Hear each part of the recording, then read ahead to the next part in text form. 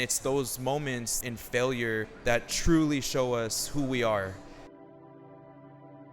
There's always a little something that makes us feel a certain way. It could be rooted from the past, like a trigger, a feeling, a smell. What was your trigger, that turning point in your life? You know what sticks with me? Not giving my all to my family. I do feel like a failure when I don't accomplish the things that I want to accomplish because I have in the back of my head, I'm not just doing it for myself, I'm doing it for my family. So when I fail everybody. That's a big thing that I keep within myself, man. I'm so hard on myself with that because I always think of my mom. Talking about failure, Ray, where do you think the feeling of your fears root from? Is it from a certain response in your past? When I was a kid, there was a few things.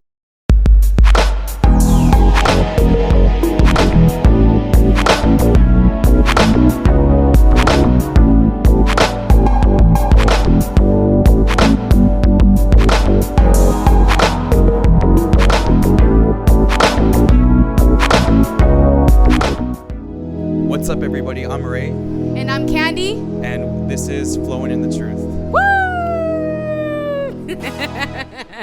Today, our topic is going to be on failure, what it means to us, why it's important to go through failure, what to do when you're going through that part in your life, and how to navigate failure to your benefit. We're gonna go deep right into it. What does failure mean to you? Well, when I think of failure, I think about the end process. When you face those failures, yeah, it might feel like you have this weight on your shoulders, right? Like, damn, man, like, I feel like a failure right now. Like, I feel like I'm not just failing myself, but I'm failing everybody around me. You got to learn how to shake it off because without it, you wouldn't have the strength, you wouldn't have the adaptability, you wouldn't have the discipline, and you wouldn't have that resilience that you have today without those failures. So I believe failures, they do shape us in our life. Yeah, I 100% agree with you on that. I feel that the biggest accomplishments come from trying over and over again until you actually get ahead. And it's going to take time. If everything were easy, anybody would do it. And talking about failure, Ray, where do you think the feeling of your fears root from? Is it from a certain response in your past? When I was a kid, there was a few things in school. I wanted to feel like I wasn't stupid. That was a big insecurity of mine. And I don't know exactly where that stems from, of wanting to be like the best student, but naturally I really wasn't like the person who can read a book and memorize everything off of one read. I had to like reread it and study. I didn't have that ability to just whiz through something and grab all the information or ace a test Yeah. without studying. Oh, yeah. Taking tests and stuff, when I wouldn't score an A or even a B or even lower than a C, Okay. it would make me feel like I was failing and I was going to get held back. And when I was a kid, that was my biggest fear, was to get held back in school. For some period early on in my life, I didn't enjoy being in school. It was a lot of stuff going through with teachers and just kind of feeling outcast and ostracized when I was like in third grade and stuff That's like what I'm that. saying. Okay. So I always felt like I had to be the best that I could be Okay. So it was kind of from at a young age. at a young like age. you said, Yeah. right? And the other one, like the physical strength, like I wasn't the shortest in my class, but I wasn't the tallest. But I was the smallest in my family, so I didn't want to get beat up and I didn't want to get overpowered by anyone else, because when I was young, they used to make us box and stuff like that, like all the guys, all the brothers on everyone on the block. Yeah. So me being the skinniest and smallest, like I didn't want to get I beat did up. see your pictures from the past. You look way different. Yeah, I was tiny. But those two insecurities have stuck with me for my whole life. I mean, I could, take it in a negative way and make myself play a victim Yeah. and blame it on somebody for causing quote unquote trauma. I've decided and learned throughout my life to utilize it to my benefit in terms of like, you know what, get up, let's go, let's be the best, because you Yeah. can. You don't have to not be the best because of one test score or one mistake. And it's those moments in failure that truly show us who we are. And that's where our intelligence comes. The part of our brain, the amygdala, the fight or flight response, the amygdala part of the brain is triggered by emotion. You don't make your best decisions most of the time in that mindset. The prefrontal cortex, when you exercise, when you give to others, when you feel good about yourself, your decision making in moments that you need to act on quick, you're more likely to respond with clarity than emotion. Wow. See, there you go. There's always a little something, that makes us feel a certain way. It could be rooted from the past, or like a trigger, a feeling, a smell. What was your trigger, that turning point in your life that stuck with you? You know what sticks with me? Not giving my all to my family. I've seen my mom struggle. As a single mom raising two girls, I always had to face like financial hardships. Seeing those financial hardships, me, man, I'm trying my best, and I'm dabbling into these careers right now, and I'm setting myself up for success. But let me tell you, man, it's challenging. It's not easy. And these careers that I'm trying to get into, it's a process. And I've been going through this process for maybe 2 years now.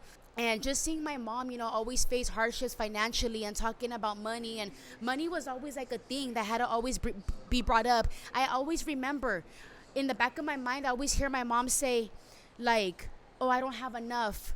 Or, oh, I got this because it was cheaper. Or, oh, I want to save money. Like, I always feel like we had to limit money all the time. Or we had to limit ourselves because of money. We had to limit the things that we're doing because of money. We had to limit the places that we wanted to go because of money. We had to limit the things that we wanted to get, that I wanted to get, that we wanted to buy because of money. So that always stuck in my head. So now that when I'm older, I'm like, you know what? Everything that I do now is for my mom. It's for my family. It's for generations to come, for my nieces and my nephews. That's why I'm so hard on myself. But I do feel like a failure when I don't accomplish the things that I want to accomplish. Why? Because I have in the back of my head that I'm not just doing it for myself, I'm doing it for my family. So when I fail everybody. So that's a big thing that I keep within myself, man. I'm so hard on myself with that because I always think of my mom all the time. You're not putting yourself first. I know. And I'm not saying that's a bad thing. Yeah, I know. It's something that I feel like is really relatable. Yeah. A lot of people go through struggle, and a lot of people, their main focus in life is to better their parents and their family. Yeah. You can't go back in time. You can't change it. And if anything, you just grow and learn from it. But it's all right to be emotional at first and to let it out. Oh, my God. I don't think you should beat yourself up over it because what's meant to be will always find its way, no matter what. I take it serious too because I know my strengths. I know what I'm capable of. I know I'm a hard-ass worker, dude. I go above and beyond. I'm resilient. I could work in the rain. I could work in the sun. I could work in the storm. I've done solar. I work with people in mental health. I work with youth, with women, people coming off of drugs, rehabilitation. I've done painting, construction, detailing.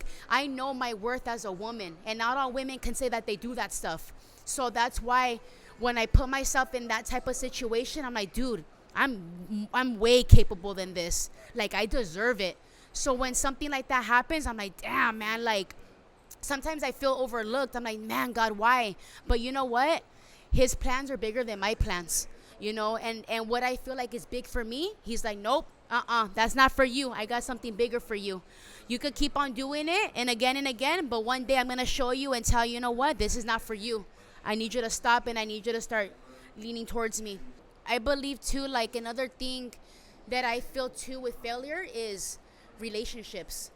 I try to always make those relationships work, especially because I've seen in my life, like, how my mom had a relationships, what I went through with my dad, how my dad was treating my mom, and what my mom was going through as a single woman and being with these guys, and things just didn't work out, right? I'm seeing all these relationships, right, that didn't work out, and they weren't meant to be, and a lot of things were involved, and I was like, you know what? The next relationship that I have in my life, that's gonna be it. That's gonna be. I want to show others and people in my family, like, you know what? No, like, there could be good. That there is good relationships. There is healthy ones. And I always told myself, man, if I ever get into a relationship, it's gonna be for the long run. And the last relationship that I was in, I thought it was gonna be for the long run, and I try to work it out as much as I can, and I invested in myself. We both did, and I'm very proud of myself because I don't think it was just for her, but it was also for me. So it made me a better person, and it gave me a lot of emotional intelligence. I learned how to like talk about things and not shut down and bring up stuff from the past and heal myself and journal and meditate and all this stuff, and it did help me. It did, man, especially with the communication. Because when you're in a relationship, you have to compromise a lot. You got to do things that you're not comfortable doing, or you got to talk about things that you're not comfortable doing. So anyways, with that relationship, it didn't work out, and I felt like a failure because I was like, damn, man, like, she was the first person that I introduced to my family, my mom. Like, we thought that I thought we were going to get married. Like, she was my first everything. I'm like, this is it. Like, okay, like, I got this. But in the end, when I was just hanging on to that rope, I was hanging on for the both of us. I'm like, it's not gonna work out, man. And I had to take that into consideration, and I had to face it. Like, you know what, this is not gonna work out, Candy. Like, I kind of felt like a failure. Like, damn, man, like, I failed. You know what I mean? I failed not just for myself, but there goes again, trying to please others, trying to show others, like, hey, like, it didn't happen. Yeah, I feel like in the end, like, I'm always just trying to like do more for people than for me, like what you said, like my family, my mom, her, you get me? But in the end, like, I gotta do what's best for me, and you can't always fight for what's not yours. Right. And you can't give if your cup is half empty. I know. You have to make sure your cup is full first. And as much as you want to give to others, it can always be the goal in the end. Ooh, I might need a shot after this. But just remember to, always make sure that you're good so you can be good for others. Yeah. And it's easy to get wrapped up in the feeling of like, oh, I need to give, I need to do this, I need for them, for that. But I know. Then it just kind of like weighs so much that it drags us down. It was when it gets like that. But your heart's in a good place, and you learn from those experiences like you did, and you move forward, and just there's so much more opportunity in life when you learn new lessons. Yeah. Because they don't repeat. You learn something new, and you know how to navigate it differently and how to go a different way about it. Yeah, and I did, and I'm navigating. And like I tell people, you never stop working on yourself. You don't. Like, when you work on yourself and you see the improvements and the progress, you want more. You get more hungry. Once you start seeing those results in the gym, you're like, oh, shoot, like, you're right? You start getting pumped up. And that's how I am too in my life. Like, once I start seeing that progress, like mentally, I start investing myself in books, podcasts, reading before bed, getting off the phone. Once you start seeing those little habits progress, you want more. You want to be around those people. You want to talk about stocks. You want to talk about investments. You want to talk about money making. You get me? You want to be around those boss babes, around those guys, that have something for themselves, that built a foundation. You get hungry, and that's where I'm at right now in my life. Like, I'm so hungry. Like, I have no business being out there at 3 a.m, 4 a.m anymore, partying or kicking it with people that don't have that mindset. I have no business. Why? Because that's not where I want to go. Yeah, your mindset changes. Isn't it crazy how when you get older, it just goes away? Dude, it does, man. I'm like, I'm over this. Oh, my God. That's why they used to call me Crazy Candy. Crazy Candy. I'm still crazy, but in a good way. Let me ask you this, Ray. Who has been fearless in your life? Someone that you see, you're like, man, that person just goes further. They just do it. Or whatever they face, they get back up. Who's that person in your life that you feel like you admire or that you look up to? Why are you laughing? So those people are my family, my brothers and my parents. So I've seen their journey in entrepreneurship, and not only entrepreneurship, but how to be a good person in the world. I have amazing nephews and nieces that grew up with strong values and great morals and stuff, and just to see how disciplined they are and have been, and the things that they've manifested and talked about and worked towards, they've taught me a lot in everything that I do. You can't just do whatever without consequences, and if you want something, you have to work for it. So they're the ones that I admire the most in my life. When we both bring our experience together, I feel like failure just made us learn things. It made us a better person. Why? Because we actually took it in. That's true. Yeah.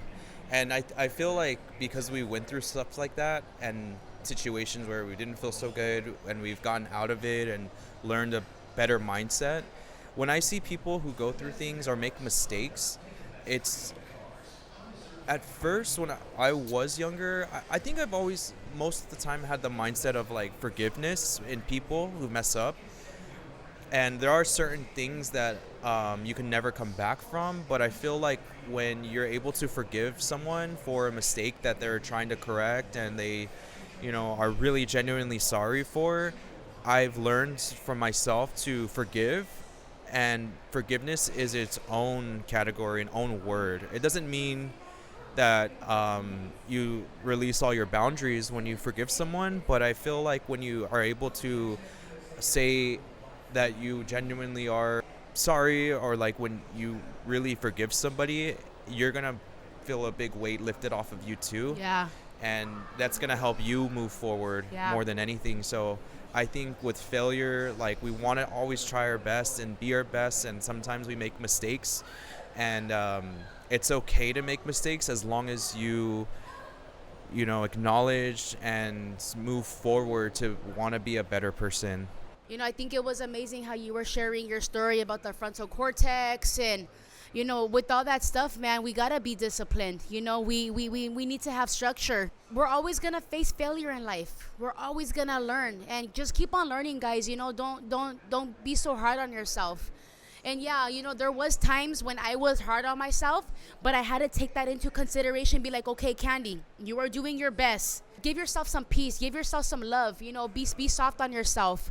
Because when I wasn't before, I would just stress myself out and I would just be all emotional and everything. So, hey, remember, when you fail, you prevail. Get up, dust yourself off, and just remember, greatness is ahead of you. All right, guys, thank you so much for watching, man. Once again, this is Flowing in the Truth. I'm Candy. I'm Ray. And remember to like, to share, and to subscribe.